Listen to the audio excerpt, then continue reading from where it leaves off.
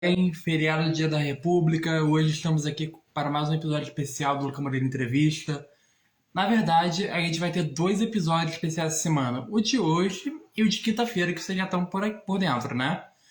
Então, se você estiver nos acompanhando ao vivo aqui no Instagram, assistindo pelo YouTube ou ouvindo pelo podcast no Spotify, se acomode aí e vamos para a nossa entrevista de hoje. A minha convidada é natural de Brasília, morou durante os últimos anos em Los Angeles e se dedica desde cedo às artes cênicas. O seu talento vai desde a atuação, segue pela dublagem e atinge a dança e o canto. Vamos receber Marina Bueno.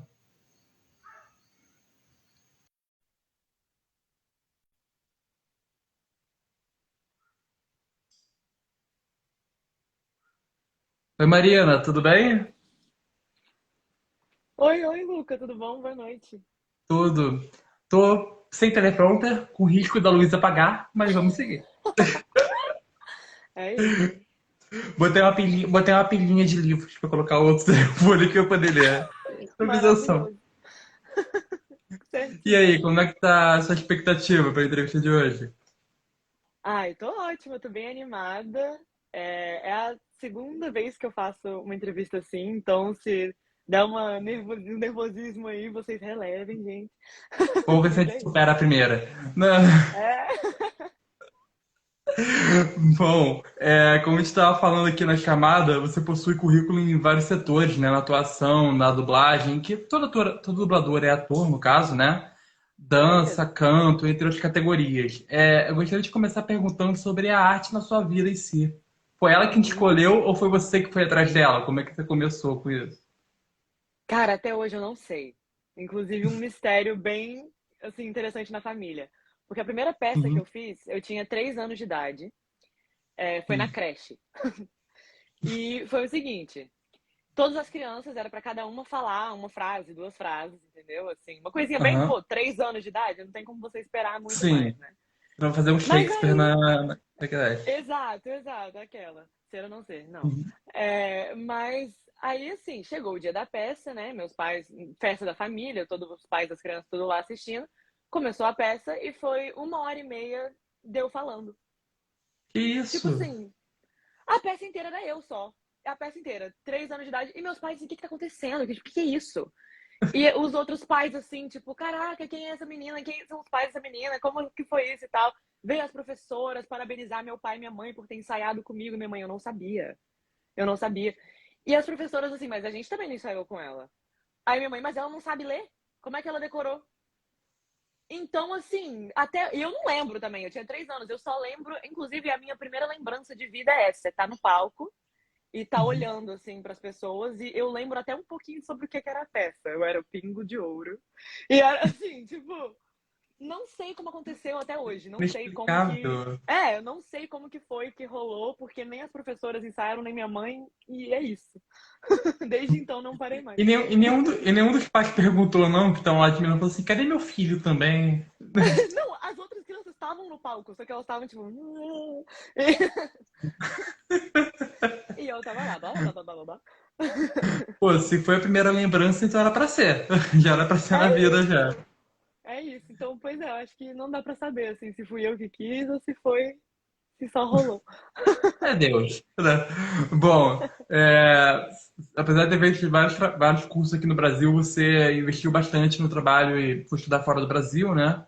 Mais Isso. precisamente em Los Angeles, que é justa a cidade Uhum. que concentra os principais estúdios, né? Produtoras de Hollywood. Exato. Pode contar um pouco como foi essa mudança de vida e como isso alimentou a sua busca pela arte? Nossa, com certeza. Muito. Primeiro que é provavelmente a mudança mais drástica que eu já passei na vida até agora. Tudo bem que eu tenho 22 anos. Mas, assim, ir sozinha para outro país, com 18 anos, um país que você não conhece ninguém, que não tem família, não tem nada, que não é da sua língua mãe, né? Tem, Sim. cara, que a cultura é diferente da sua. Tudo bem que não é tão diferente assim como outros países, mas mesmo assim eu senti bastante. E é muito, assim, é uma coisa que parece tão grande, né? Quando você fala Aham. todas as etapas do processo. Mas eu lembro que na época, quando eu escolhi, foi uma coisa que pra mim foi tão lógica, foi tão tipo. Eu olhei os cursos que existiam no Brasil, no Rio, em São Paulo e tal, e na época não tinha assim um curso que fosse baseado em todas as técnicas que eu queria aprender de atuação. Uhum. Porque é o seguinte, o pai da atuação é um russo chamado Stanislavski, o pai da atuação ocidental, né? Uhum. Que é a que vocês Aham. veem na TV, nos filmes e tal. Tudo foi ele que inventou, assim, Tem o aquele livro, A método de Preparação ensino. do Ator, se não me engano, eu já li também. É isso mesmo, é isso mesmo. Ele tem, assim, uns seus 12 a 15 pessoas que ele, né, foi professor mesmo dessas pessoas, e essas Aham. pessoas criaram seus próprios métodos em cima dele. Dessas 15 pessoas, umas 12 foram para os Estados Unidos e criaram seus próprios estúdios com as suas técnicas realmente para ensinar para a galera. E aí eu fui ver isso, eu falei, cara, aqui no Brasil a gente tem cursos muito bons e a gente tem preparação boa? Tem. Mas são muito diferentes e não eram baseados nessas técnicas que eu queria muito aprender. Então eu fiz Sim. a minha pesquisa e eu falei, gente, a melhor coisa que eu faço é ir mesmo. Consegui uma bolsa, ralei. Consegui uma bolsa sensacional, que sem ela eu não teria conseguido ir, assim, não teria como, né? Que a gente não é Uhum. feito de dinheiro. Mas consegui ganhar uma bolsa para uma escola chamada New York Film Academy. Só que eu escolhi o campus de Los Angeles, porque o de Nova York era mais focado em teatro musical. E Entendi. assim, não que eu não amo. Inclusive, estou fazendo uma oficina agora no Rio de Janeiro de teatro musical maravilhosa. Mas eu queria mesmo atuar na TV e nos filmes e teatro e tal, e não tanto ir para esse lado do teatro musical, que é Sim. diferente, tem uma atuação diferente. E aí eu escolhi o campus de Los Angeles e que faculdade! Nessa faculdade eu tive aula com professores que tiveram aula com os criadores dos métodos. Então é literalmente ir direto à fonte, né? Porque a maioria dessa galera que já criou esses métodos morreu já. Então, Sim. assim, não tinha como eu ter aula com eles, mas eu peguei a segunda melhor coisa, Direto que na era ter fonte. aula com quem teve, né? Exato. E Sim. foi pra mim, nossa, incrível, me deu uma bagagem incrível. E, cara, a minha escola, a faculdade, o campus da minha faculdade, deixa eu só descrever a cena pra você. Era assim, ó. O bairro tá aqui. Aqui tá o Aham. lugar onde eu morava. Aí atravessa a rua é o prédio um dos prédios da faculdade. Todo esse terreno aqui é a Warner Brothers. E do lado da rua é a Universal. Então, assim, pensa ficar 4 anos indo pra escola todo dia, bem assim, né? Tipo, que E nunca cansava isso? de olhar, né? Nunca. E eles sempre trocam, assim, as propagandas que tinha dos próximos shows que eles iam filmar, dos próximos filmes. Então, às vezes, eu Aham. sabia que ia ter alguma novidade vindo, porque eu via os caras de manhã cedo trabalhando para tirar o pôster antigo. E eu ficava assim, ih, tá vindo show. E era muito doido, era muito legal, assim, respirar cinema, né? Todo dia. Muito bom. Aham. Bacana. Bom, durante esses anos, foi de 2018 a 2021, se me corrija se eu estiver Isso. errado, você, como a gente falou, foi bacharelado em atuação, né, pela New York Filmes. Como uma pessoa que já havia estudado teatro aqui no Brasil, quais as principais diferenças que você percebeu em questão de estudo, trabalho, como foi a sua convivência com os atores, como você percebeu a reciprocidade com os brasileiros, como foi tudo isso lá dentro? Sim. Cara, é muito diferente. É difícil falar que não é, mas é muito diferente. Assim, e não quer dizer melhor ou pior. É realmente diferente mesmo, assim.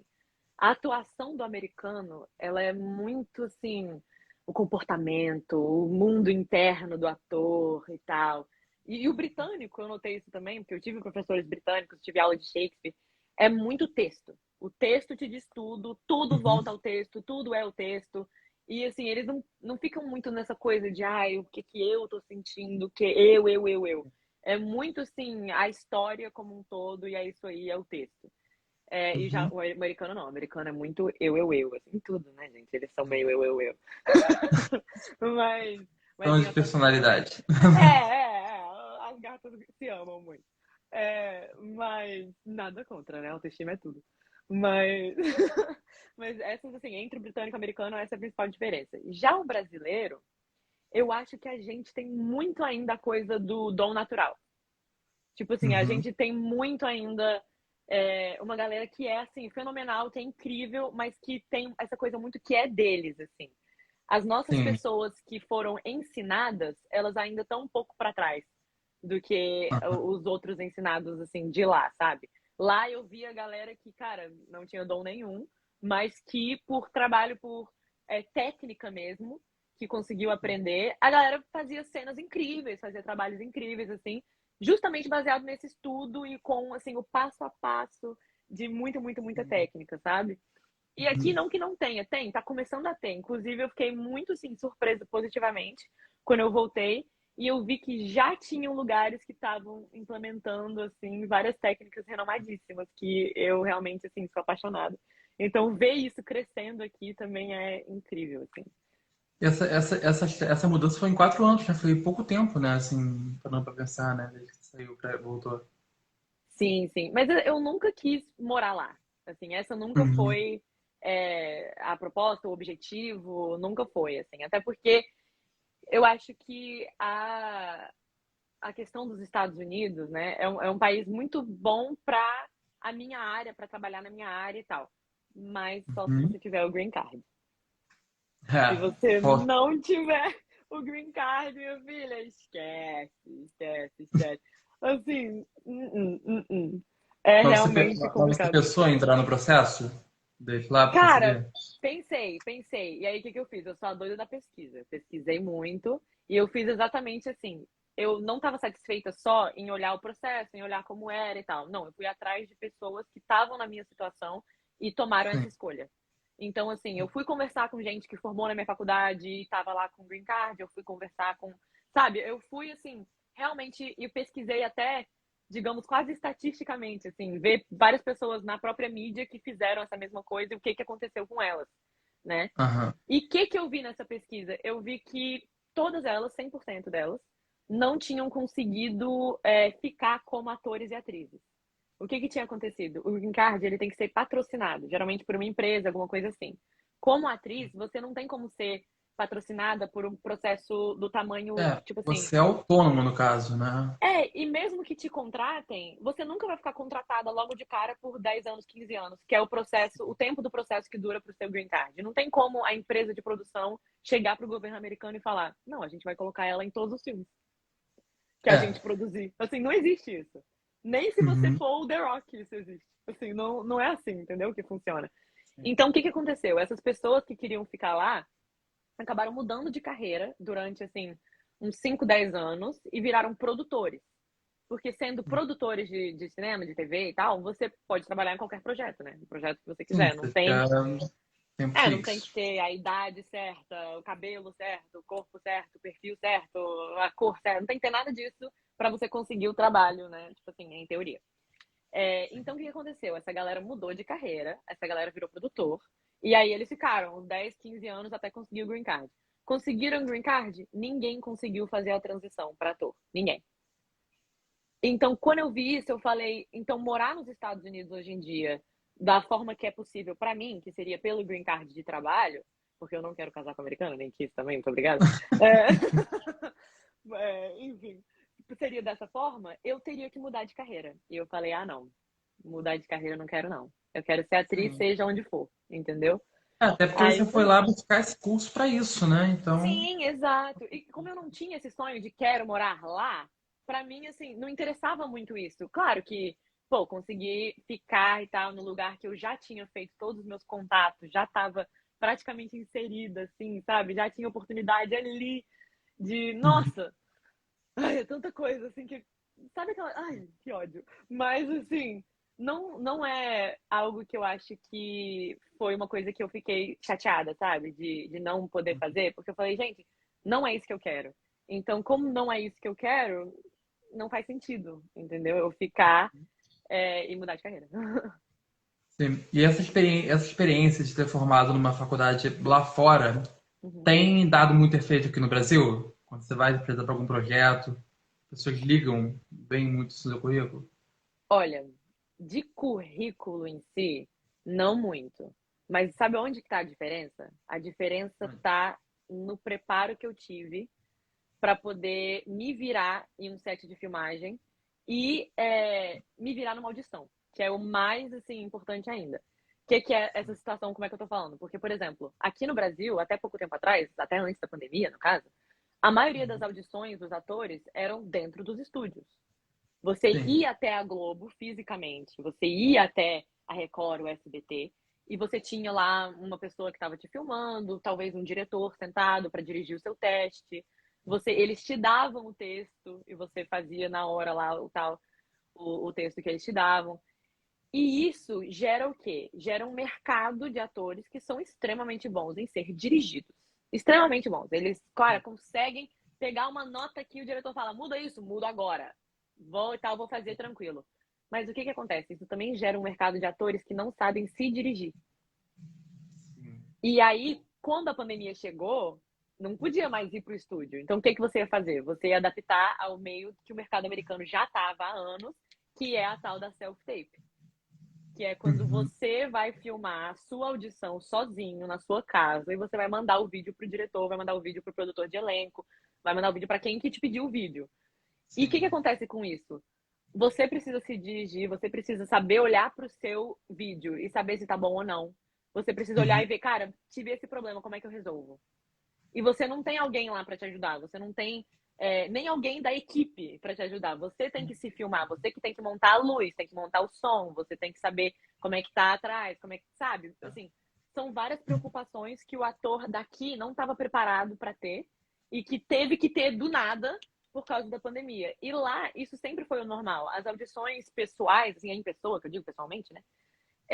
Eram muito raras. Era só quando você já estava numa parte do processo que era muito avançada. Então, poucas pessoas iam fazer essa audição lá pessoalmente com a galera.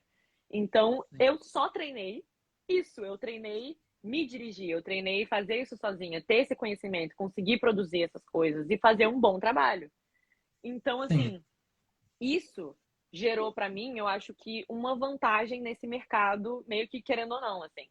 E a outra coisa que eu achei que para mim foi a maior diferença é as aulas de interpretação de texto que eu tive na minha faculdade.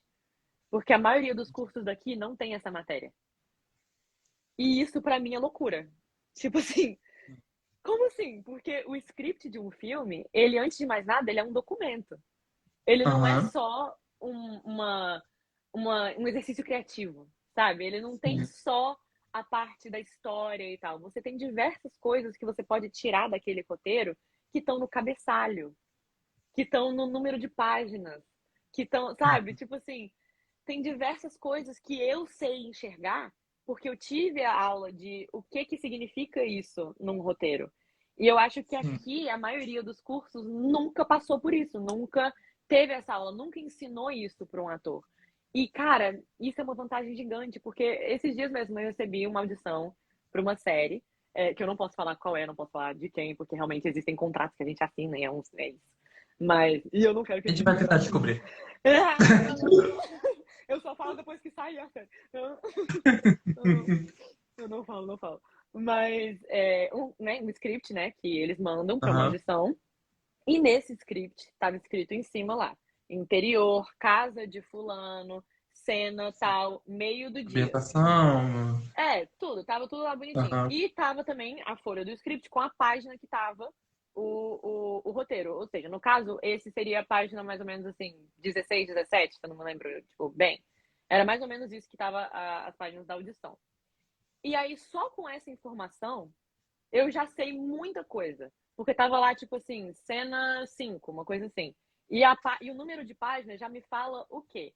Que eu tô no meio do episódio. Eu não tô no início, eu não tô no final. Então, se eu tô no meio do episódio, tem o que tá acontecendo lá, muito provavelmente não é ainda o clímax. Porque o clímax de uma série episódica acontece no final. Então, assim, isso já informa minhas escolhas como atriz também. Porque se eu tô numa briga, eu tô num confronto, muito provavelmente a briga maior e a pior vai ser depois da minha cena, não vai ser na minha cena. Então você tem níveis de intensidade aí que você já regula. A outra coisa é, cara, eu tô no interior, eu tô dentro da casa de alguém. A casa é do nome que aparece lá no script também. Se esse nome tá no script e eu tô falando com essa pessoa e a casa é dele que eu tô falando, e dentro do script tem alguma coisa de um conforto do meu personagem com dele, será que eu moro lá também? Será que é a minha casa? Porque se é a Qual o minha casa... relacionamento? Sim, se é a minha casa, eu vou me comportar diferente do que se eu estiver na casa de outra pessoa. Assim, as minhas liberdades, como que eu vou estar. Então, assim, tem diversas coisas, o tempo, a hora do dia, sabe? Tipo assim, me informa muita coisa também. Porque se eu estiver brigando com alguém de madrugada e eu estiver na casa de outra pessoa, provavelmente eu não vou estar assim, caraca, essa aqui eu vou estar, nossa senhora. Tipo, é uma coisa mais baixa, não é?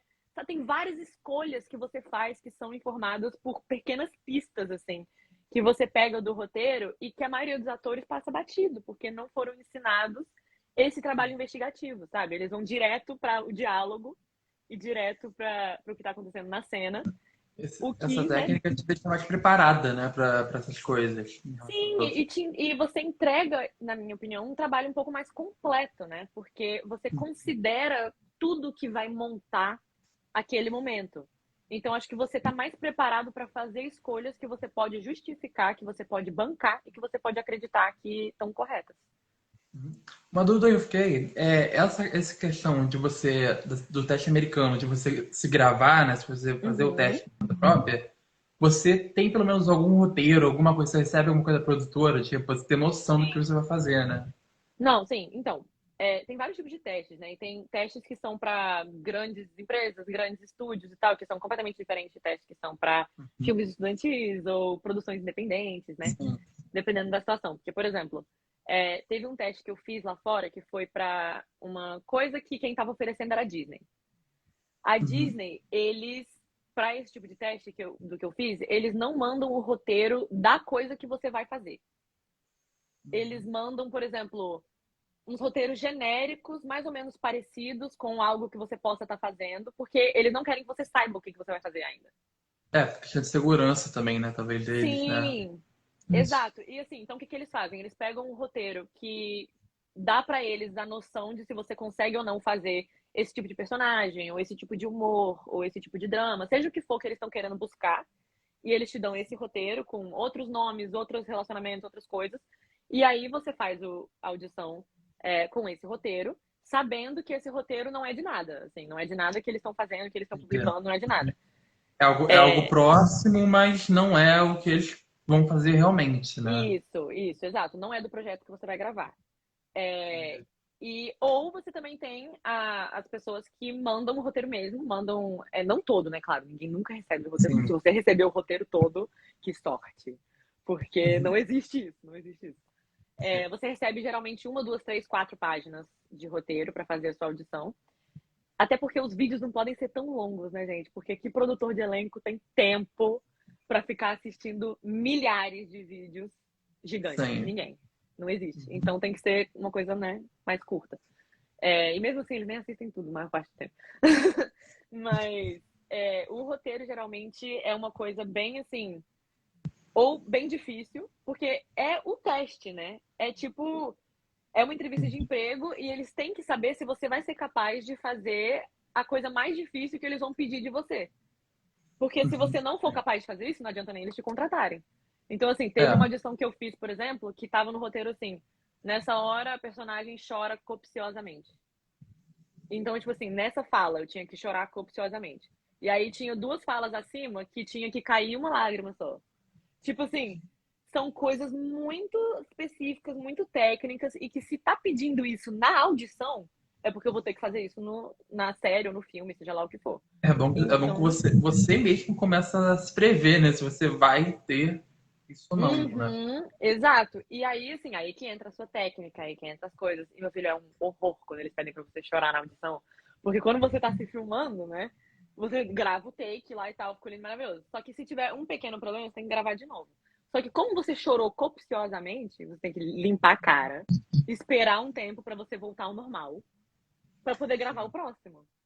Então, e É, refazer aquele choro, tipo assim, é um inferno, demora horas. Mas é isso, eu amo. muito bom. E pior que não pode nem usar aquele truque, né? Do ketchup, né? Da aguinha, daquelas coisas. Não, tem que ser no meio do vídeo, chora. É clichê, né? Que usa essa zoeira. Bom, falando um pouco de questão de cultura, o que você mais sente saudade aqui do Brasil? Quando você estava lá fora. Cara, teve pra mim algumas coisas muito específicas que eu senti muita falta. A primeira eu acho que é bem clichê, que é assim, o quanto a gente é caloroso e nem percebe. Quando eu fui pra lá que eu vi como que era diferente, assim. Eu lembro que eu passei os primeiros 2, 3 meses lá achando que todo mundo me odiava. Porque, assim, a maneira que eles te tratam é legal, é educada, mas não é igual aqui. Assim, Sim. sabe? Aqui você vai comprar uma roupa numa loja, a vendedora já chega e fala: Oi, como você tá? Tá nova, tá linda. Sabe, tem todo um negócio, até te dar um abraço quando você vai embora, às vezes. Tipo assim, tem toda uma coisa assim. Lá é Parece que diferente. é uma amizade de 5 anos já com a pessoa. Sim! Exato. E isso é normal por aqui, né? Lá não Uhum. existe. Não existe, não existe isso. E a relação aluno-professor também lá é bem diferente, porque é muito, tem uma hierarquia muito grande. Tipo, o professor não é seu brother. Assim, Aham. ele, sabe, não tem. E eu era muito amiga dos meus professores no ensino médio, assim. Meu pai é professor, então eu sempre tive essa coisa, assim, de até ter uma amizade, né, com meus professores. Até hoje, amo eles, assim, de paixão e tal. E até consegui fazer amizade com os professores de lá, porque eu não desisti. Mas é diferente a maneira que eles se comportam, a maneira que eles se relacionam. E eu acho que a parada de relacionamento também, assim, pessoal, tipo, o dating deles, né, lá, o namorando e tal, Aham. essas coisas. Eu senti, viu? Porque, pelo amor de Deus, aconteceu 2 vezes de eu receber mensagem de meninos falando assim: a gente precisa terminar porque você não tá me dando atenção. E eu assim, a gente tava junto? Eu não sabia. Eu não Namoro de sabia. colégio? Não, não, Parece eu não namoro tava de colégio. ciente. Tipo assim, oi, eu fiquei, tipo, como assim? Terminar o quê? Tipo, o que que tá acontecendo? E era porque tudo pra eles lá é date, tudo é date. Então, se você vai no supermercado com o menino, tipo assim, eu vou comprar, fazer minhas compras do mês, você tem carro, a gente vai junto, eu não tenho carro, então é isso, a gente mora perto e tal, obrigada pela carona. Isso pra ele era um date, entendeu? Tipo assim, e eu assim, gente, nunca nem tentou me beijar, nunca nem segurou na minha mão, tá aqui, tá, ei, que isso? Sabe, pra mim não fazia sentido nenhum, assim, eu demorei pra pescar, que eu falei, tipo assim, isso não é um date, tipo, fica calmo, porque era muito doido, era muito, muito, muito doido esse tipo de interação, assim. Mas tudo bem que foi só 2 vezes. Talvez eles sejam meio malucos e não todos, né? Também É, não a vamos gente não sabe generalizar. se a cultura É, regional é dele. Né? sim, a gente não sabe, a gente não sabe. Se eu que Aí tava depois muito disso você pode amassada. só andar só sozinha, né? É, sim. Nunca fui no supermercado sozinha. Nunca mais. Não, quer ir na farmácia? Não quero. Não quero ir na farmácia, não. Muito obrigada. Pô, pô, quando você estava cursando a faculdade, simultaneamente você também iniciou um grupo de dança, né? Por 6 semestres. Como Isso. aconteceu essa aproximação com a dança, canto, e ela já existia antes de você ir lá para os Estados Unidos? Uhum. Sim, tudo é de antes, assim. Eu canto desde que eu nasci também. Uma coisa que eu já nasci sabendo, não foi aula, não foi nada disso, foi sorte genética mesmo. Eu tenho uma família muito musical, a gente adora, né, tipo, cantar junto e tal. Sim. E eu sempre, desde pequena, cantei de vários estilos e tive facilidade com isso. Então, o canto é assim. A dança eu também sempre fiz desde pequena, mas eu gosto tanto da dança, de tantos estilos diferentes, que eu nunca, assim, me profissionalizei em um específico, sabe? Eu fazia Aham. um pouco de balé, depois eu fazia jazz, depois eu fazia sapateado, depois eu fazia Broadway, depois eu fazia dança de salão, depois eu fazia hip hop, depois eu fazia street, depois eu fazia Bollywood, depois. Tipo assim, era tipo, eu queria fazer todas. Eu queria fazer todas, eu queria fazer tudo, eu queria dançar tudo, conhecer um pouco de tudo. E aí eu me apaixonei por vários estilos diferentes e foi incrível para essa companhia de dança, que é a companhia de dança da escola, porque é o Sim. seguinte, lá todos os alunos, né, podiam fazer audição e tentar entrar para essa equipe. E a gente se apresentava todo final de semestre no teatro do pai da Beyoncé, do padrasto da Beyoncé, na verdade. Que, Uhum. inclusive, ele tinha tipo um altar para a mãe dela no banheiro, que eu ficava morrendo de medo. Mas era meio, Isso. era meio bizarro. Você entrava no banheiro e tinha foto da mulher em todo lugar, assim, tipo, uma foto gigante. Era bem surreal, era bem surreal. Eu ficava tipo, licença, dona Tina, tudo bom? Tem um ponto turístico, todo mundo que for nesse teatro tem que ir lá ver. Não, por favor, por favor. Se vocês foram no Waco Theater, Los Angeles, vão no banheiro, deem oi pra mãe da Beyoncé. É bem doido. E ela, inclusive, foi uma vez no show da. Meu Deus, que loucura. Cara, Mas, assim, essa equipe de dança era formada pelos alunos, e os alunos eram muito internacionais. Então, assim, na mesma equipe de dança, a gente tinha gente da África do Sul, do Brasil, da Bolívia, do México, da Índia, dos Estados Unidos, de todos os cantos dos Estados Unidos, de Taiwan, sabe? Tipo assim, não sim. acabava da Essa China. escola, ela recebia muito turista, muita gente de fora, né? Ela já estava acostumada a Sim, receber. Fora, né? Sim, era 50% internacional, 50% americana, assim, a população da escola, né? A galera do campus. Aham. Então, cara, na minha sala também tinha toda essa, assim, diferença, diversidade, que foi incrível também, porque dava pra ver como que a atuação, a arte era diferente, as influências eram diferentes em cada um, e as danças também, né? Poxa, eu aprendi muito com uma menina que, cara, eu sou apaixonada por ela até hoje, ela é maravilhosa, a Arthur Rajiv, uma coreógrafa indiana surreal. A gata é surreal, assim. Ela é maravilhosa. E ela me ensinou muito de dança. Toda, assim, a ferocidade que eu tenho quando eu danço veio dela. Eu aprendi dela, eu olhava ela e falava, é isso, eu quero isso aqui, ó. Quero ser assim. E, cara, foi surreal, assim, essa troca que a gente teve de poder estar exposta a todos esses estilos. Cara, eu aprendi dança africana com a galera da Nigéria, com a galera da África do Caramba. Sul, assim. Nossa, foi uma experiência riquíssima, riquíssima, riquíssima. E eu vou levar pra mim, pra vida, pra sempre, assim. Isso, e essa experiência também ajudou muito como atriz, né? Você ter essas habilidades todas juntas, né? Acaba ajudando, né? Com toda a certeza. Porque é isso, o ator, ele sabe de tudo um pouco. Ele tem que saber de tudo um pouco. E eu acho que tem uma frase que eu gosto muito, que é da Stella Adler, que é uma dessas gurus, assim, que inventou seu próprio método de atuação. E ela fala que seu crescimento como pessoa e crescimento como ator são sinônimos. Tipo assim, não existe você crescer como ator e não crescer como pessoa, ou crescer como pessoa e não crescer como ator. E é isso, porque todas as suas experiências acabam virando ferramenta. Assim, tudo que você sabe, tudo que você é, tudo que você viu, todo mundo que você conheceu, sabe? É tudo parte, é tudo você leva, tudo você carrega e tudo você usa também, né? Verdade. E é muito legal.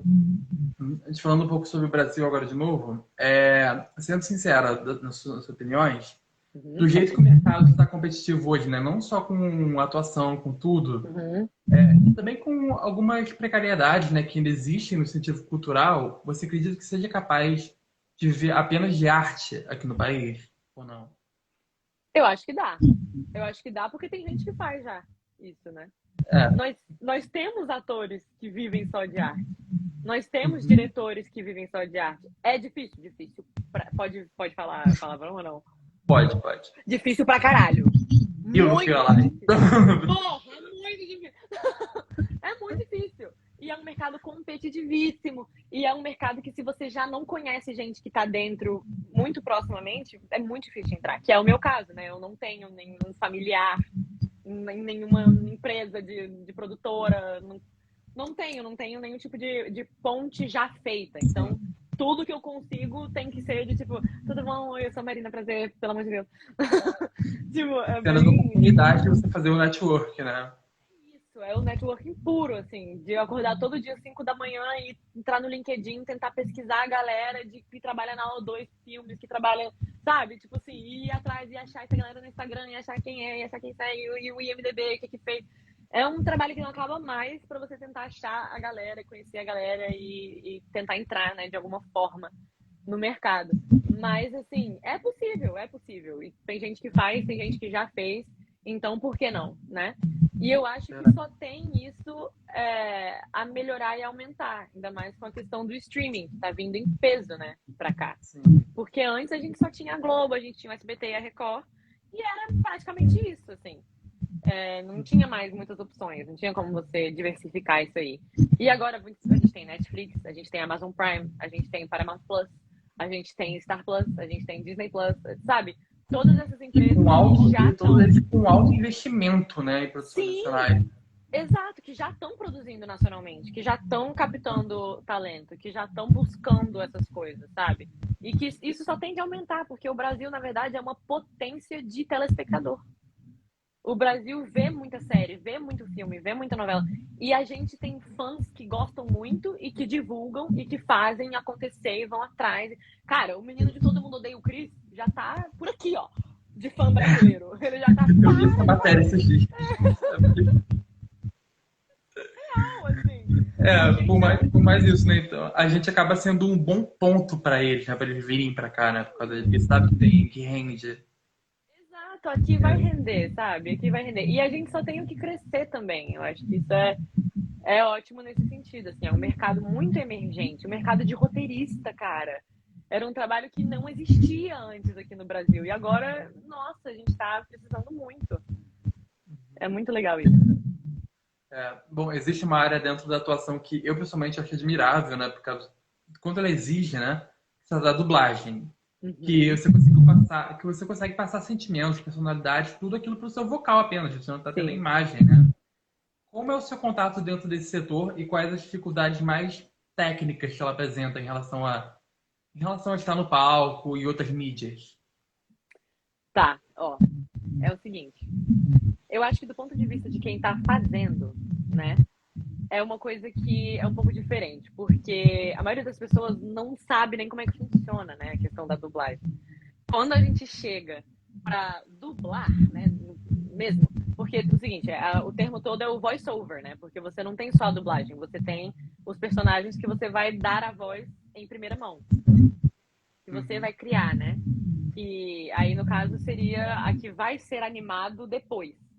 Que você já tem a sua voz. Isso a gente está falando em produções do estúdio, não é tipo a produção internacional que vem para cá, que você está se referindo. Isso. É o que está sendo criado no final. Esses que estão sendo criados, você não tem, muitas vezes, nada para você se basear. Então, assim, você tem o script, o roteiro, né? E você cria aquele personagem, a voz que você acha que para ele faz sentido. E você, sabe, faz o seu trabalho lá. Vai ser anos depois que você vai assistir o corpo, a cara, as expressões daquilo que você fez, daquilo que você gravou. Então, o lip sync, no caso, ele é aplicado durante a animação, então. Isso. Eles animam baseado no que você disse, no que você já gravou. Não sabe é a sincronia, no caso. Né? Pois é, não, sim. Então, nesse caso, a sincronia nem precisa ser aplicada, porque eles vão animar baseado no que você já disse. Então, assim, eles vão criar a imagem baseado no que já está gravado. Então, isso é completamente diferente e as performances que movem a gente nesse tipo de programa são quase assim, eu diria que 80% animador. São esses artistas que criam aquela coisa que te move muito. Claro que sem a voz também não aconteceria. Mas o animador precisa ser reconhecido. Porque que trabalho, sabe? Que é uma parceria ali. E quando se trata da dublagem em si, eu acho que os maiores desafios são para as pessoas que não têm já uma base musical. Por que eu digo isso? Porque dublagem é 90% ritmo.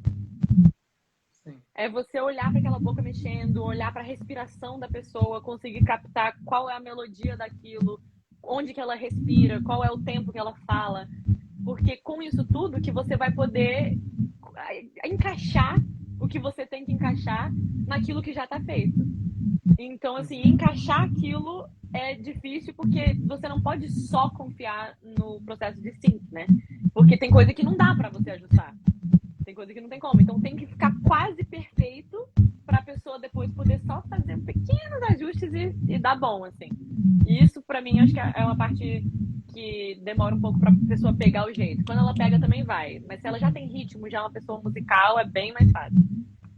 A outra parte da dublagem que eu acho que é um pouco complicada também é que muitas vezes você recebe uma cena que não está sendo fiel com o que foi dito no original. O que muita gente não sabe. Muita gente não sabe. Que, por exemplo, muitas vezes você recebe a cena e o diálogo é completamente diferente. Porque às vezes a maneira que a boca da pessoa tá mexendo não encaixou com o sentido da frase, porque a palavra era muito diferente na sua língua e tal. Então eles mudam a conversa. Tipo, tem conversas que... A legenda também, né? Você ativa a legenda e liga a dublagem junto. Né? Sim, total. Isso é verdade, é uma boa técnica pra perceber isso. Mas, pois tem coisas que a nossa dublagem, por exemplo, brasileira é foda. É reconhecida mundialmente, ela é muito boa, ela é incrível. E, assim, ela vem ganhando muitos prêmios por aí, né? Mas a gente cria um diálogos muito criativos, muito interessantes, muito engraçados, muito bons, que realmente, às vezes, até o próprio conteúdo não existe no original, assim, não é nem só a piada, é realmente o assunto não está sendo tratado no original. Então tem filmes aqui que são ícones pra gente e que lá fora foi assim, ok, bom. Um exemplo é As Branquelas. As branquelas, Sim. cara, no Brasil, todo mundo. Que isso? Seguramente, sabe? Tipo assim, as branquelas são icônicas pra gente. E pra eles, a galera, muita gente nunca nem ouviu falar. Pra Lá cada, eles. pra cada, aqui, pesquisa, pra cada brasileiro já viu 10 mil vezes as branquelas. É isso. É isso. Lá eles, assim, não dão muita bola pras branquelas. Já teve o contrário também. Você viu algum filme lá que uma produção que o pessoal ama lá fora e que aqui não é tão. Aqui não vingou muito? Você já viu isso também? Cara, eu acho que isso é um pouco mais difícil de acontecer. Porque a gente consome muito, né? A cultura deles, as coisas deles. Então, o que faz sucesso lá geralmente vai fazer sucesso aqui também. Mas eu acho que tem algumas joias, assim, da Disney mais antiga que pra eles morreu e pra gente fez mais sucesso, assim. Eu lembro quando eu era pequena que eu amava o Simba, a Lenda dos Sete Mares, que era aquele, né, filme da Disney e tal, com Brad Pitt, Catherine Zeta-Jones, essas coisas assim, que era animado, né? Claro, uma animação. E que quando eu cheguei lá, várias amigas minhas americanas nunca tinham ouvido falar.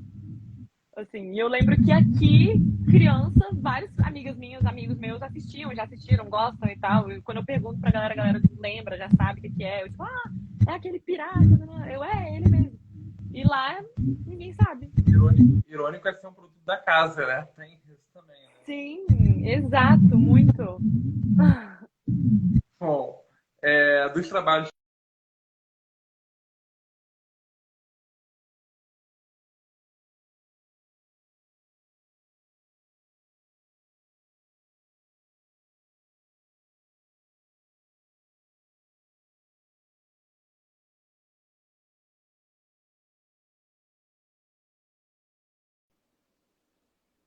Oi, oi, tô te escutando. Faltou luz, mas tá no 300 e continua.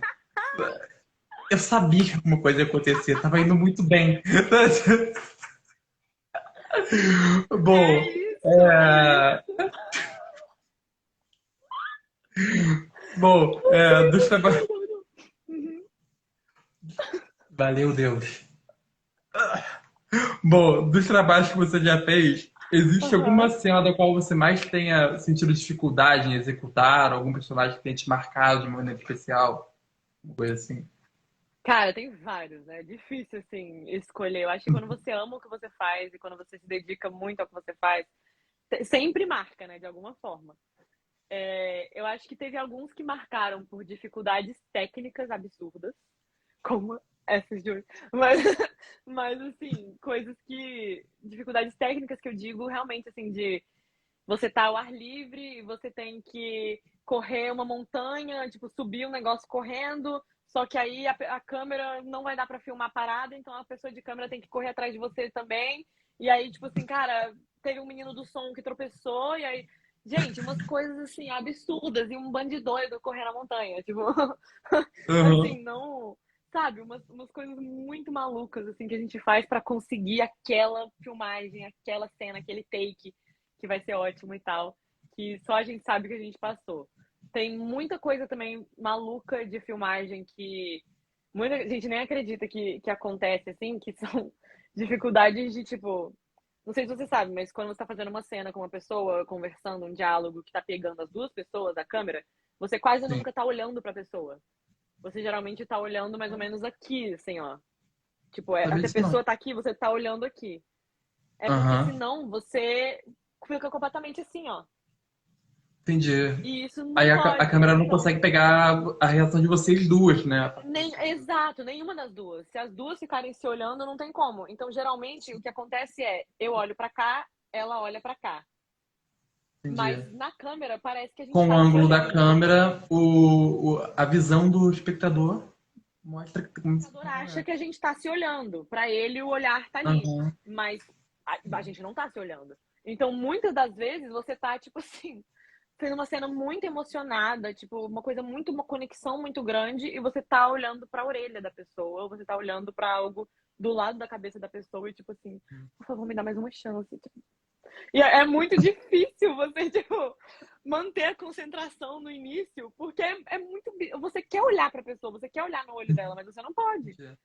Você E tem que estar você muito, não pode. nesse caso, você tem que estar muito envolvida já na cena, né? Pra você conseguir fazer isso, né? No Sim, personagem, né? sim, sim, com certeza. E passar essa conexão quando ela realmente não tá acontecendo, né, de verdade, assim, teoricamente. Aham, Porque realmente você não tá olhando pra pessoa, você não tá ali olho no olho, você tá olho na orelha. Você tá, tipo, sim, não.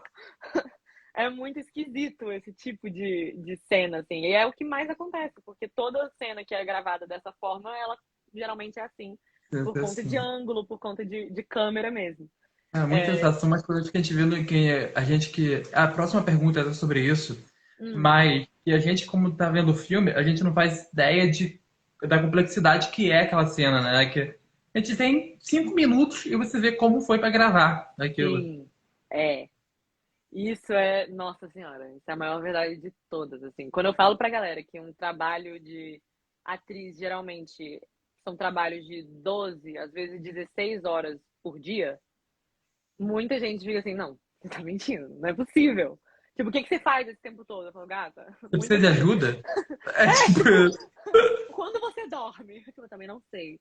Assim, é muito complicado, porque a maioria das coisas é que, tipo assim, tempo é dinheiro, né? Você tem aquela locação por 5 dias e você tem que filmar 20 cenas. Nisso, Sim. você tem que fazer caber. Então, os seus dias acabam ficando enormes. Dias de trabalho enormes, enormes, enormes, enormes. E, assim, Uhum. é muito complicado de você explicar isso para pessoa que não tem nenhum contato com esse ramo, porque parece uma coisa muito glamurosa, né? E assim, Sim. não é, não é, não é mesmo, não é mesmo, não é mesmo. E acho que muita gente só vê esse lado da, tipo, ai, você vê as entrevistas, você vê a galera no tapete vermelho, você vê essas coisas, e isso é 2%, sabe, Pois é. de tudo, assim. É só essa vida maravilhosa que ele tem, né? A gente fica pensando nessas questões, Exato, né? exato, exato. Exatamente. Bom, a próxima pergunta é até falando sobre a experiência sua, que a sua carreira profissional não ficou apenas na frente das câmeras, né? Como você também teve cargos de assistente de direção, né? Alguns projetos. Muitas pessoas, que eu falei, quando assistem um filme, acompanham uma novela, série, acabam não tendo muita noção da quantidade de profissionais que também estão envolvidos, como você falou do pessoal da câmera, detalhes que existem para conseguir entregar aquele resultado Uhum. final, né? Que a gente acaba. Um filme tipo Titanic, a gente vê em 3 horas, né? Eu tô falando de um filme mais longo. Mas se você for ver o make-off, é uma coisa enorme. Com certeza. Como foi poder visualizar o projeto desse outro ângulo, por trás das câmeras, na produção? Cara, tem um valor imensurável, assim, para todo mundo que quer fazer qualquer trabalho dentro de um projeto, assim, cinematográfico ou até teatral. É muito colaborativo. Não se faz cinema sozinho. Não tem como. Entendeu? E Uhum. você entender o trabalho dos outros à sua volta te faz uma profissional muito melhor. Porque assim, você aprende a como facilitar a vida dos outros.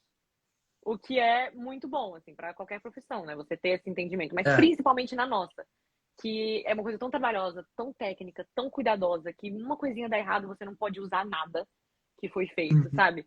E assim, tem um trabalho específico que eu já fiz, e eu acho que as pessoas que têm esse trabalho heróis. São heróis que não têm o crédito que merecem, que é o continuista. Porque o que que essa pessoa faz? Essa pessoa, ela tem na frente dela um papel, né, e tal, geralmente, ou digital hoje em dia, mas tem gente que ainda faz papel. E essa pessoa senta do lado do diretor. E o trabalho dela é olhar, por exemplo, ela tá lá com o script na mão e ela tá acompanhando a cena igual o diretor.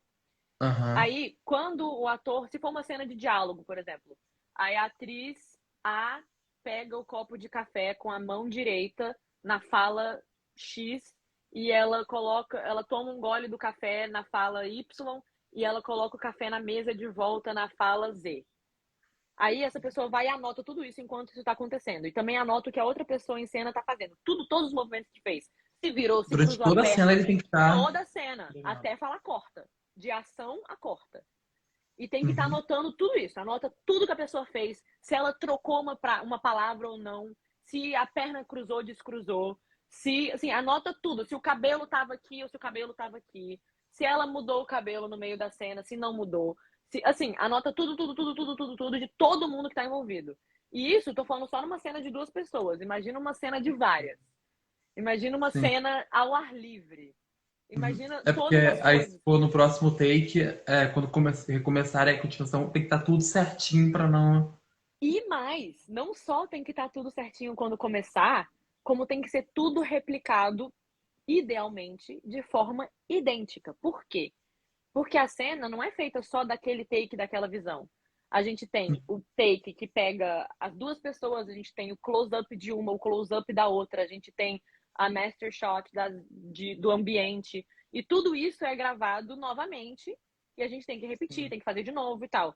Mas se, por exemplo, no master, o meu cabelo tiver assim e no meu close o meu cabelo tiver assim, eu não posso usar um dos dois. Eu perdi todas aquelas horas de filmagem. Por quê? Porque quando eu cortar na edição para aquela parte da cena, vai Vai estar ver a assim do diferença nada. Sim. Entendeu? Então você não pode usar aquilo. E porque senão a plateia percebe, você tira a plateia da história quando você tem esses erros de continuação. Quando a pessoa Aham. tava com um copo aqui na mão, ou tomou um gole do café e já colocou na mesa, e no outro take ela ainda tava com um copo aqui quando ela fala que ela fala, você já não pode usar também o próximo take daquele ângulo. Porque um tem uma mão aqui, o outro, a mão já tá aqui. Então, assim, é uma coisa que essa pessoa tem que estar muito atenta e ela chega lá e fala assim: você tem alguma dúvida do que você fez? Você tem alguma dúvida se a sua mão foi à esquerda ou à direita? Se você colocou o cabelo ali, se você não colocou? E tudo isso o ator tem que estar pensando em cena também, para ele poder replicar igual, para poder não ter esses problemas e não tornar a vida do editor um inferno, a vida do diretor um inferno, a vida do continuista um inferno. Porque senão essa galera toda vai ficar puta e não vai dar pra usar vários takes que podem ter sido incríveis e brilhantes e ótimos e tal. E aí o que acontece? Essa pessoa também tem que olhar pro diretor e falar assim: qual take você gostou mais? Foi esse? Foi esse? Foi esse? Beleza, eu vou anotar aqui pro editor pra ele usar esse, pra ele dar mais atenção a esse. Um take que sai errado, continua esta nota. Editor, não usa esse take, não precisa nem assistir e tal. Porque são horas e horas e horas e horas e horas e horas e horas e horas de filmagem que não vão ser usadas.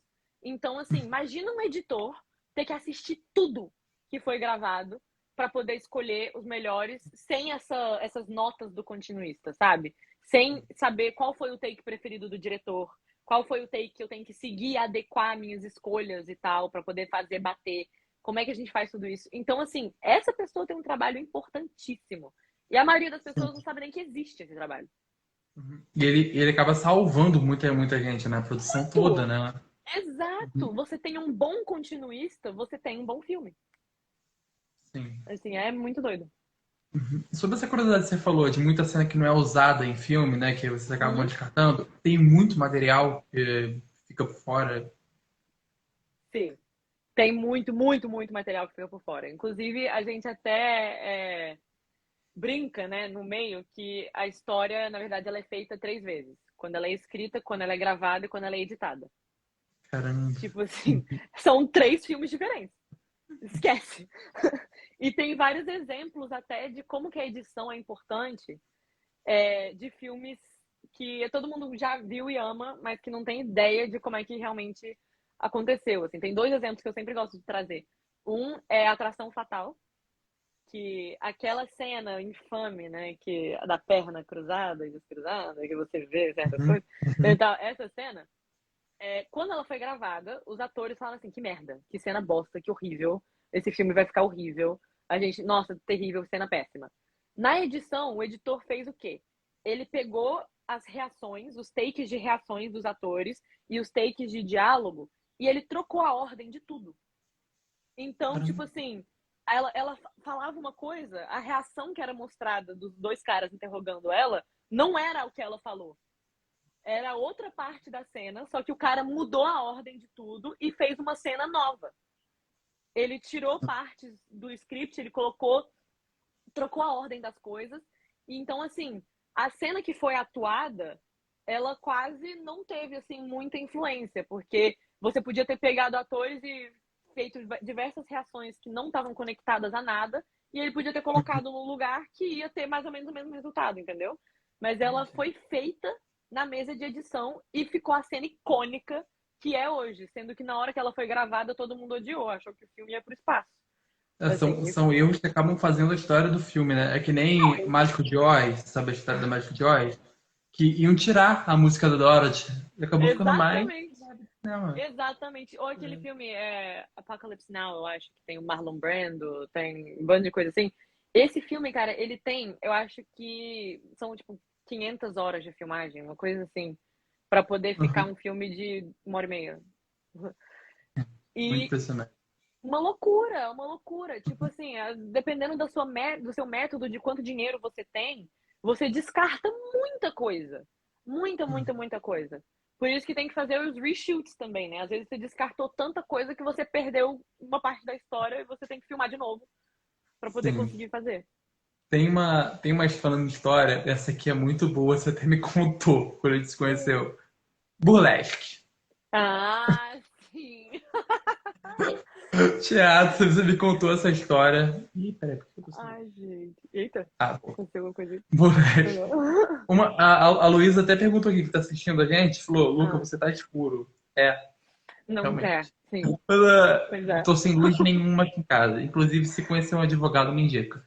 Ih, ótimo. É, seus Indicar uma trabalhos. indicação. É, tem uma história interessante lá nos bastidores, né? Você pode contar um pouco como foi a aventura de fazer a Vânia? Posso. Ainda bem que eu não posso ser presa por isso, nem meus pais. Mas assim, Já a maior de idade, tá tranquilo. gente, enfim, é isso, é isso. Tá tudo certo. Então, quando eu tinha meus 13 anos de idade, em Brasília, surgiu a oportunidade de fazer um musical profissional, foi a versão brasileira do Burlesque, né? Que é aquele filme com a Cristina Aguilera, com a Cher e tal, que é maravilhoso, inclusive indicam, muito bom, assistam. E a gente, né, ia produzir, a gente não, eu digo, a empresa, né, o Espaço Arte, ia produzir Aham. esse musical e tal, e eles iam fazer audições pra ele no dia seguinte. Eu descobri que ia ter audição, tipo, na noite da sexta-feira, a audição era no sábado de manhã. E aí tinha que preparar um monólogo, uma coreografia e uma música, né? E era já uma música do filme. Então a minha sorte é que eu já tinha assistido o filme 500 vezes, então eu já sabia as músicas quase todas de cor. Então, assim, a que eles me pedissem, eu cantava. Um monólogo, eu decorei o monólogo de Chicago, rapidão, tipo assim, à noite. E a coreografia eu falei, vou improvisar. Não dá tempo de eu fazer uma coreografia. Então, que eles não me peçam pra dançar de novo. Porque se pedir pra dançar de novo, eu não vou saber repetir. Entendeu? Tipo assim, vai ser isso. E também peguei uma música de Chicago pra poder fazer, porque eu falei, cara, eu vou fazer a audição com uma coisa que é parecida, que tem a vibe do filme, Sim. pra poder a galera ver que eu consigo fazer, que eu sei fazer.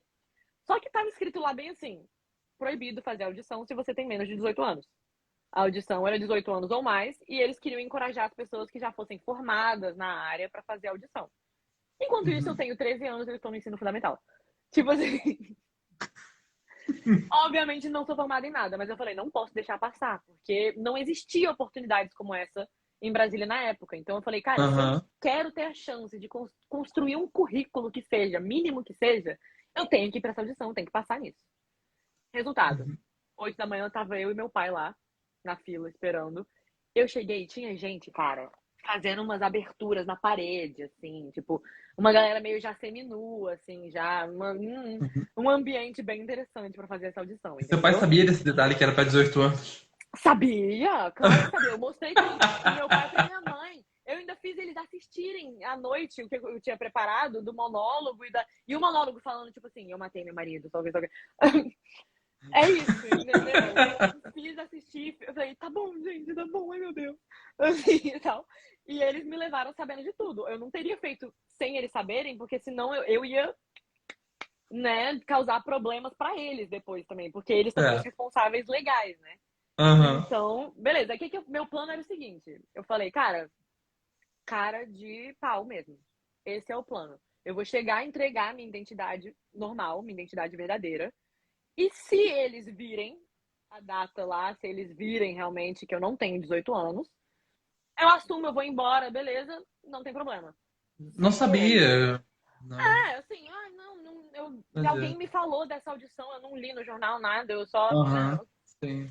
Entendeu? Ia. Só que eles não viram.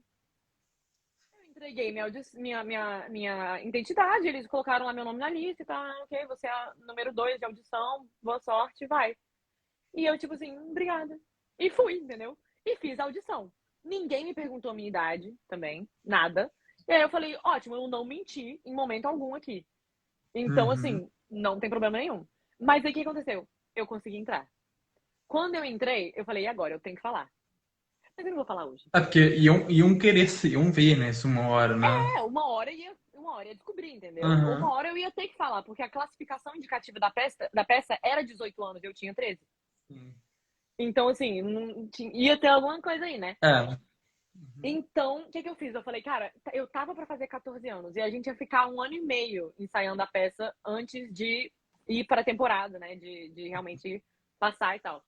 Então, o que que eu pensei? Eu falei, eu vou pelo menos esperar eu fazer 14 anos pra poder falar que eu tenho 14 e não 13 anos, porque já é pelo menos 1 ano a mais, é um pouco melhor. Aquela justificativa, né, de criança maluca, que tá tipo, não, mas 1 ano E a não ia mais fazer faz muito diferença diferença. nenhuma. É tipo, Nenhuma. Mas eu tava tipo, não, mas 14 anos já é adolescente, 13 anos é pré-adolescente. Tipo, a maluca, né? Assim, fazendo as coisas. Mas eu fiz isso, eu esperei até os 14 anos, aí eu, tipo, no dia que eu ia falar, eu também amarelei e não falei. Aí, quando já tava pra decidir quem ia fazer qual personagem do elenco, e eles estavam querendo que eu fizesse o papel da Cristina Aguilera, que é um papel que tem uma cena íntima, né, no palco, que é um papel que ela, né, passa por toda essa coisa do par romântico e tal, e tal, e tal, e tal. o filme se tornou um E, clássico. não, Daqui. os meninos que iam fazer o par romântico comigo eram rapazes dos seus, assim, 25 a 30 anos, sabe? Então, não era legal, nem na lei, nem na vida, eu tá fazendo, eu tá fazendo isso. Então, assim, antes de chegar a ensaiar, antes de fazer qualquer coisa, eu falei, eu tenho 14 anos, desculpa, perdão, tipo, tarde demais, o que você vai fazer? Vai me tirar da peça? Não dá. E aí foi isso, eles não tinham o que fazer mais, porque eu já tava há 1 ano e meio ensaiando com eles. Mas o que, É, que eles falaram depois, quando descobriram? cara, eles Pô, ficaram assim, devia ter putíssimos. mentido? Não, assim, eles ficaram putíssimos, mas o que foi que eu falei? Eu falei assim, ninguém perguntou. Uhum. E ninguém perguntou. Sim. Realmente, ninguém perguntou. Então, assim, meio que não tinha muito o que fazer e não tinha tempo de me substituir, porque eu já sabia tudo da peça, já sabia todas as dates, já sabia todas as dicas, já sabia todas as falas, já tinha decorado tudo, já estava tudo pronto. O que que eles fizeram? Eles falaram assim, olha, não dá pra você fazer esse papel da Cristina Aguilera mais. Porque se a gente colocar você no palco com, né, um cara de 30 anos e tal, não tem Vai dar como. problema pra Pra produtora. todo mundo, pra você, pra todo mundo, não dá. E eu, obviamente, falei, sim, concordo, por isso que eu te falei, inclusive. Tipo, eu não ia falar se não tivesse essa cena, tá? Eu ia fazer o papel e foda-se. Mas, mas tinha essa cena, então eu mesma falei, olha, melhor avisar pra vocês, não é legal. Eu tenho 14 anos. Mas assim, o legal também meus pais já sabiam, obviamente, eles sabiam de tudo, sabiam, Uhum. viram todo o roteiro, viram tudo comigo, não tinha nenhum segredo nesse aspecto. Então, eles mesmos foram lá e falaram, não, a gente sabia de tudo o tempo todo, tá aqui assinando tudo pra poder deixar ela fazer a peça, tá tranquilo, pode ficar tranquilo, tal, beleza, não vai ter problema nenhum pra gente. Aí, o que que eles fizeram? Eles adaptaram o roteiro um pouco, tiraram umas partes, assim, de, tipo, nudez total, da Uhum. peça e baixaram a classificação indicativa para 16 anos, que foi o máximo que eles conseguiram fazer. Entendi. E aí, eu com 14 anos, eles tiveram que criar um personagem para mim, que é a Vânia, que na verdade é o Vance, né, no filme, que é o ex-marido da Tess, que acabou virando ex-mulher da Tess, ex-parceira de negócios e tal, que foi quem eu fiz, assim. Aí eu fazia essa pessoa no palco, eu fazia uma das dançarinas também, então, assim, ainda dançava, né, com o corsete, Entendi. com as meia calça, o Cara, salto como enorme. você deu um trabalho nessa produção. Gato! Sim, eu dei muita. Mas era a minha única chance, sabe? Era a minha única chance de construir o roteiro, de fazer de acontecer, de estar lá, de ter essa experiência. Então eu agarrei, entendeu? Eu fui. E aí foi o que Eu deu poderia fazer, pra você poderia fazer o fazer. remake, você fala, hoje eu tenho 22 anos, né? Galera, hoje eu sou legalizada. Uhul. Tipo, dá pra gente fazer a cena. Mas o que aconteceu? Como eu era a pessoa que sabia cantar as músicas e conseguia cantar as músicas como eles queriam, eu cantava tudo lá do backstage. Eu cantava tudo de trás da cortina. As músicas da personagem da Cristina Aguilera, né? Da Você Ari. meio que fazia um back vocal, né? Back vocal, né? Você falava, Não, ela não, eu só. cantava a música toda mesmo. Eu cantava a música Entendi. toda mesmo como se fosse, assim, um playback da pessoa que tava no Sim, palco. sim, playback. E isso. E Aham. aí a pessoa que tava no palco também cantava. Só que eu ajudava a menina a fazer a música inteira, sabe? Tipo, eu Sim, tava cantando as mesmas entendi. notas que ela pra soar da melhor maneira Aham, possível também, aham. só que lá atrás. Então era eu trocando de roupa, cantando as músicas, um negócio assim e tal. E depois indo. Entendi. Fantástico. Essa história foi maravilhosa. Tinha que botar na perna. Bom, Ai, antes de ai. finalizar essa entrevista, eu sempre gosto de fazer uma pergunta mais reflexiva, sabe? Bom, vamos. Considerando toda essa trajetória que você já seguiu nesses Uhum. seus últimos, vou falar 20 anos, já que você entrou na creche, né? Então, não sei como, Justo, 20 e justo. poucos anos, 20 e poucos Minha anos. longa carreira, meus 20 anos de trabalho, sim. 20 e poucos anos. Como você imaginaria a Marina Bueno sem a presença da arte na sua vida? Eu falei que essa era difícil. É, assim, eu acho que ela é difícil porque eu nunca tive que imaginar isso, né? Eu nunca tive que passar por isso. Eu nunca tive que ter essa experiência de não ter arte na minha vida. Porque justamente eu comecei com 3 anos e nunca mais parei. Então, Uhum. assim, não existiu um momento da minha vida que eu não tivesse esse contato e isso, assim. Tanto que, pra você ter uma noção, eu não tenho, assim, plano de aposentadoria. O que eu quero fazer no futuro, assim? Eu quero construir minha carreira de atriz, ter uma carreira longa como atriz, uma carreira...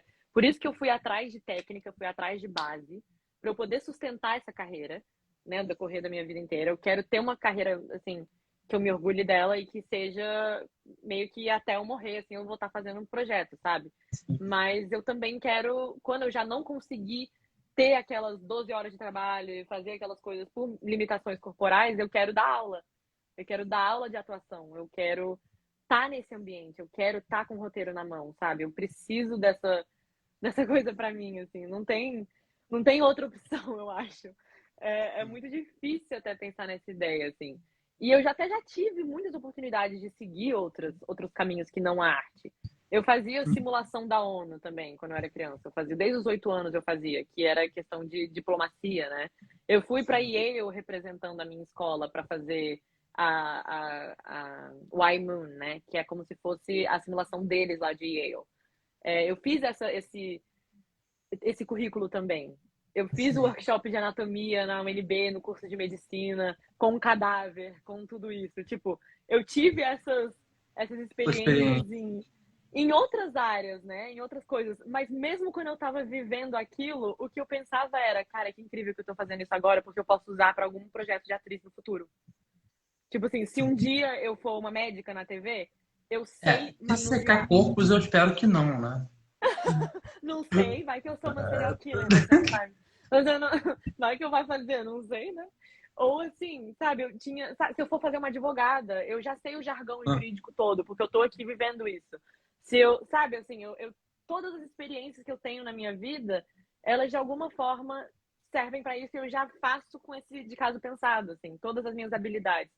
Até minha avó perguntou para mim, ela tem 95 anos, ela é uma poetisa, ela é maravilhosa. E ela perguntou pra mim, ela falou, minha filha, você tem tantos dons, tantas coisas que você é boa na escola, você é boa na escola. Por que você quis ser atriz? Eu falei pra ela, vó, eu quis ser atriz porque eu queria ser tudo. E não dá tempo. sim. Na vida não dá tempo de ser tudo. Então o jeito que eu arranjei de ser tudo, pelo menos um pouquinho de cada coisa, assim, foi essa. Foi atuando, foi viver aquela Viver um vida. personagem a cada dia. Sim, viver aquela vida pelo pouco que seja e aprender aquilo e saber aquilo e trazer para mim e, sabe, ter essas experiências e ter essas emoções que não são minhas, mas que eu conheço por conta dos meus personagens, seja ela quais forem, assim. E é isso, eu queria ser tudo, eu quero ser tudo. Eu ainda quero fazer tudo, eu quero viver tudo.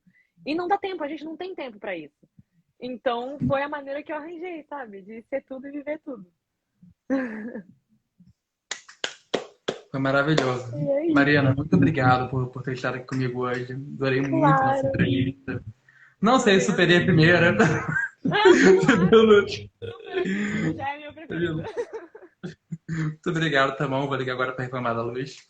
E para quem te conheceu a partir da agora da live, né? Onde é que a gente pode encontrar seu trabalho, redes sociais, sites, tem algum lugar que pode acompanhar você? Com certeza. Eu acho que o Instagram eu tento manter um pouco mais pessoal, porque eu não quero, assim, não, sabe, eu não quero ter muito uma vida pública. Eu sei que eu sou atriz e tal, mas eu sou uma pessoa mais reservada. Então eu mantenho minha rede social mais assim. Mas o meu elenco digital tem um perfil que tem praticamente todas as atualizações do meu trabalho, que foi inclusive que eu te mandei, né, pra te mostrar as coisas da Sim. entrevista. Tem meus vídeos de dublagem, meus vídeos de atriz, meus vídeos de dançarina. Tem tudo lá. Tem, assim, a melhor maneira, eu acho, de você acompanhar é assim, pelo elenco digital, que é elenco digital barra Marina Bueno. Se você pesquisar no Google, Marina Bueno, elenco digital, você vai achar o primeiro Elenco perfil. digital, para quem não sabe, é uma rede social, né? Como se fosse um É uma negócio tipo. plataforma, é uma plataforma para atores e para produtores de elenco para poder criar trabalhos, né? Assim. O elenco digital acho que é uma ótima maneira. O Instagram também, que eu realmente dou notícias aqui de vez em quando, mas. E podem mandar DM também com alguma pergunta, alguma dúvida, estou aberta para conversar sempre. E eu acho que talvez pela minha agência também, assim, se alguém quiser ter algum contato profissional, eu sou agenciada pela Army Casting, que tá aqui no Instagram também como Army Casting Agency, que é ótimo, maravilhoso, amo eles, né, gente? Então é isso, pessoal. Lembrando, se você perdeu alguma parte do episódio, está disponível no podcast Luca Moreira Entrevista no Spotify e Amazon Prime. Tanto sei que tá Amazon. Amazon Music. Amazon Music. Prime, a gente chegar lá um dia. Vai, claro que vai. Então tá. Beijo, Mariana. Muito obrigado. Um beijo, Luca. Obrigada a você. Tchau.